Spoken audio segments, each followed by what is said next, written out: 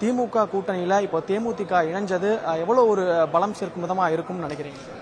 திமுக கூட்டணி ஏற்கனவே பலமாகத்தான் இருக்கிறது. மிகப்பெரிய வெற்றியை, பெரும்பான்மையை தேர்தலில் பெறத்தான் இருக்கிறது.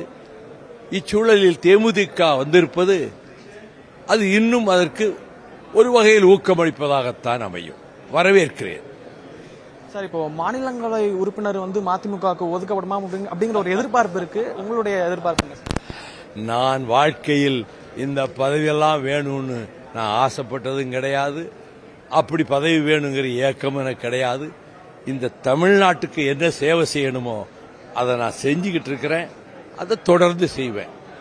இதுல எல்லாம் கவனத்தை செலுத்துறது இல்லை. இப்போ தாவேக தலைவர் விஜய் அவர்கள் திமுகவுக்கும் தாவேகாவுக்கும் இடையே தான் போட்டி அப்படின்னு சொல்லிட்டு ஒரு நரேட்டிவை செட் பண்றாரு. கடந்த காலங்களில் பார்க்கும்பொழுது திமுக வர்சஸ் அதிமுக தான் அப்படிங்கிறது இருந்துச்சு. இப்போ களம் மாறக்கூடிய ஒரு சூழல் ஏற்பட்டு, களம் ஒன்றும் மாறல. அவரு கற்பனை உலகத்தில் திளைச்சிக்கிட்டு இருக்காரு. ஆகாசத்துல கோட்டை கட்டிக்கிட்டு இருக்கிறாரு. நானே மன்னன், ஐ ஆம் தி கிங்கிறாரு. அதனால அவர் மனசுக்கு தோணுதெல்லாம் பேசுறாரு. அதுக்கெல்லாம் நான் பதில் சொல்ல முடியாது.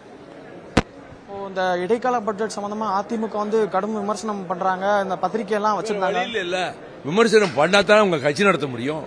அதுக்காக பண்றாங்க. அவங்க பாராட்டிட்டா அந்த கட்சியை அவங்க நடத்த வேண்டாமே.